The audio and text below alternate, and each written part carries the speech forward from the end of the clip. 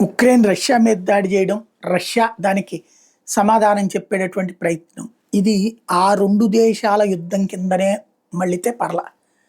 కానీ రష్యా తెగించి యుద్ధం చేస్తే, రష్యా లోపల సైన్యంలోనే తిరుగుబాటు చేయించేందుకు అమెరికా ఆల్రెడీ స్కెచ్ చేసుకునుంది.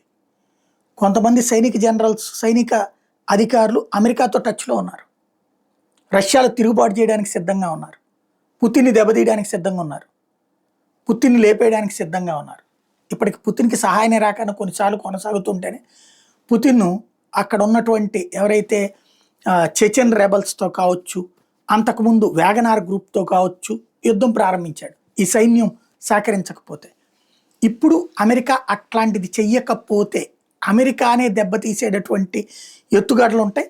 వాస్తవంగా RS-28 సర్మాట్, రష్యాకి సంబంధించినటువంటి సాతాన్ 2, ఇవి 2 కూడా నేరుగా అమెరికాని టచ్ చేయగలిగేది. న్యూక్లియర్కి సంబంధించినటువంటి పరికరాలు 13,000 కిలోమీటర్ల రేంజ్ కలిగినటువంటి 15 MIRV వార్ హెడ్స్ ఉన్నటువంటి అమెరికాలో ఉన్నటువంటి వివిధ సిటీల్ని ధ్వంసం చేయగలిగినటువంటి శక్తి రష్యా దగ్గర ఉంది. తర్వాత రష్యాని దెబ్బతీస్తే అమెరికా, బట్ రష్యా కొట్టే దెబ్బ చాలా తీవ్రంగా ఉంటుంది.